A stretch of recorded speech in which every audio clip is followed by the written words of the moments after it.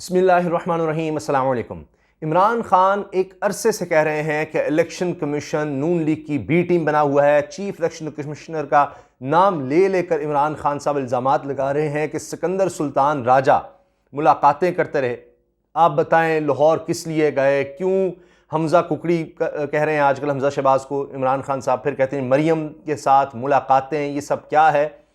अब इमरान खान साहब जो जो इल्ज़ामात लगा रहे थे उसमें इमरान खान साहब को एक बहुत बड़ी फतह मिली है, क्योंकि खुद इलेक्शन कमीशन को अदालत के सामने मानना पड़ गया है कि किस तरह से संगीन गलतियां की जा रही थीं, जिनको अब गलती कहा जा रहा है, जिसको तहरीक इंसाफ तो यही कह रही है, इमरान खान साहब कह रहे हैं जी इलेक्शन रिग किए जा रहे हैं। उसमें अब अदालत के सामने ये सारा भांडा फूट गया है, सब चीज़ सामने आ गई और फिर इलेक्शन कमीशन को मानना पड़ा, यानी उन्होंने तस्लीम कर लिया। तो लिहाजा एक लिहाज से इमरान खान साहब को बड़ी फतह मिली है। जो कुछ वो इलेक्शन कमीशन या चीफ इलेक्शन कमिश्नर के खिलाफ कह रहे थे, अब ऐसे लगता है वो बिला वजह नहीं था, बिल्कुल अपनी जगह पर ठीक कह रहे थे और घुटने टेकने पड़े हैं इलेक्शन कमीशन को।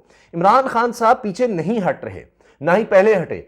यहां तक खतरा था कि जी उनकी जमात को कलअदम करार दिया जा सकता है ममनुआ फंडिंग के चक्कर में, और इस हवाले से जिस तरह उनके पास केसेस जा रहे हैं, अभी इलेक्शन कमीशन ने नोटिस लेते हुए इमरान खान साहब के इल्जामात का इलेक्शन कमीशन के तर्जुमान ने वजाहतें भी दी हैं। लेकिन दिलचस्प बात यह कि ये डिनाई नहीं किया जा रहा, इसकी तरदीद नहीं की जा रही मुलाकातों की। इसलिए इमरान खान साहब उसके बाद दोबारा दोहरा रहे हैं कि जनाब इलेक्शन कमिश्नर का क्या काम है, वो लाहौर आकर क्यों मुलाकातें करते हैं, इतने दिन लाहौर में रहकर हमजा से मरियम से मुलाकातों का क्या मकसद है, छुप छुप कर खुफिया मुलाकातें। जिस पर इलेक्शन कमीशन के तर्जुमान ने कहा कि जी कोई खुफिया छुप कर मुलाकातें नहीं है, जो मुलाकातें करते हैं लोग सियासतदान खुद आकर मिलते हैं इलेक्शन कमिश्नर से, चीफ इलेक्शन कमिश्नर से।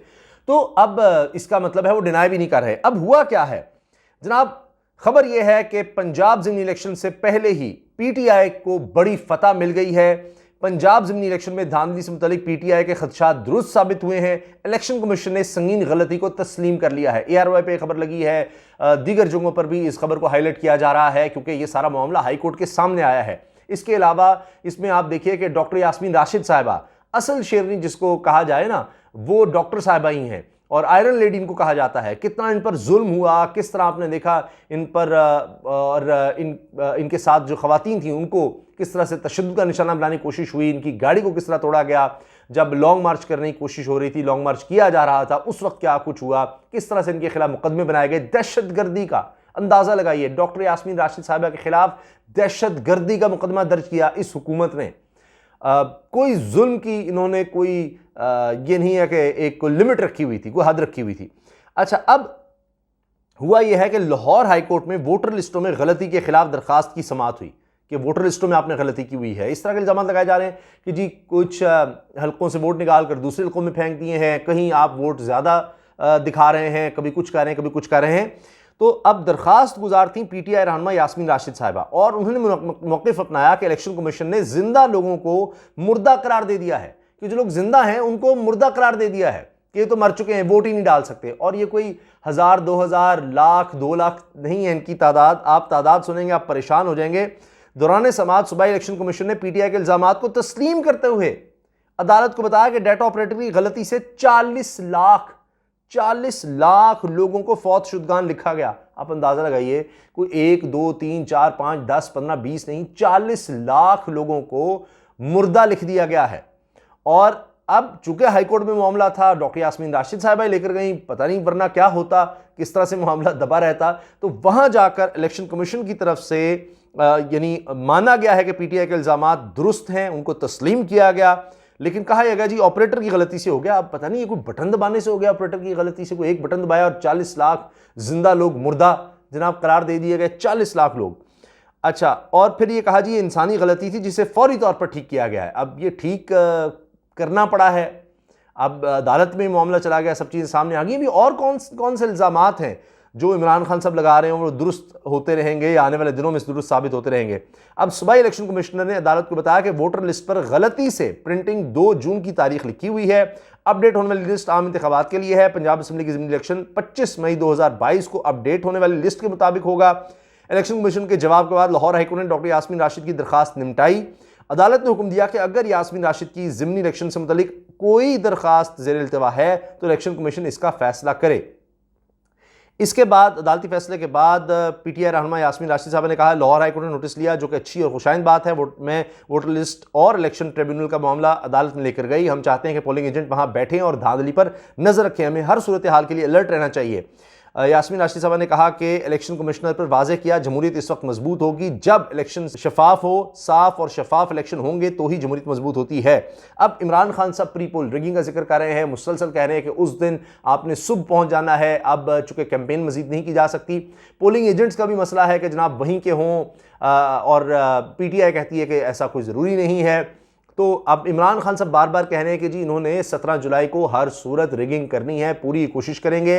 अंपायर उन्होंने साथ मिलाया हुआ है, लेकिन इतनी तादाद में लोग निकलें और पोलिंग एजेंट नौजवान इस तरह से नज़र रखें मुसलसल कि ये धांधली में कामयाब ना हो सके, उस तरह धांधली में कामयाब ना हो सके। अब इमरान खान साहब का ख्याल है कि बहुत बड़े मार्जिन से जीतने की कोशिश की जाए, ताकि अगर ये कुछ वोट कम भी करें तो तब भी एक मार्जिन रहे। अब जितने भी रिपोर्टर्स, अभी मैंने देखा कि समी साहब अपने प्रोग्राम में मुख्तलिफ रिपोर्टर्स से, कुछ झंग से, लोधरा से, दीगर इलाकों से रिपोर्टर से बात कर रहे थे, मुजफ्फरगढ़ से, जहां इमरान खान साहब ने तमाम हलकों में गए हैं और जहां ये ज़मीनी इलेक्शन हो रहे हैं, बड़े बड़े जलसे किए, बहुत बड़े बड़े जलसे किए उन्होंने। तो वहां के रिपोर्टर्स बता रहे थे जी 10 से 15 हज़ार की लीड नज़र आ रही है। ज़िमनी इलेक्शन में 10 से 15 हज़ार की लीड बहुत बड़ी बात है, तो लिहाजा अब इस लीड को कम करना कोई इतना आसान नहीं होगा। अब इमरान खान साहब इलेक्शन कमिश्नर के हवाले से कहते हैं कि भाई आप पार्टी ना बने, और इस्तीफ़े का भी उन्होंने बार बार मुतालबा किया है कि इलेक्शन कमिश्नर को मुस्ताफ़ी हो जाना चाहिए। अब चीफ इलेक्शन कमिश्नर ने एक और मामला उठा दिया है कि उनकी जान को ख़तरा है और उनको फुल प्रूफ सिक्योरिटी अब दी जा रही है, उनको धमकियाँ मिली हैं, जिसकी वजह से अब उनको बहुत ज़्यादा हाई अलर्ट सिक्योरिटी कर दी गई है उनके लिए, और फुल उनको सिक्योरिटी फराहम की जा रही है। अच्छा, अब एक और चीज़ जो इमरान खान साहब हाईलाइट करें, नहीं उन्होंने पूरा फोकस किया हुआ है और वो इससे भी नहीं डर रहे कि जनाब कोई एक्शन हो जाएगा, पता नहीं क्या कर देंगे। फिर इलेक्शन कमिश्नर साहब की, जो चीफ इलेक्शन कमिश्नर की अहलिया हैं, उनके हवाले से उन्होंने कहा उनको खास पोस्टिंग दे दी गई है इस हुकूमत में नवाजने के लिए, और ये सब उन्होंने कहा।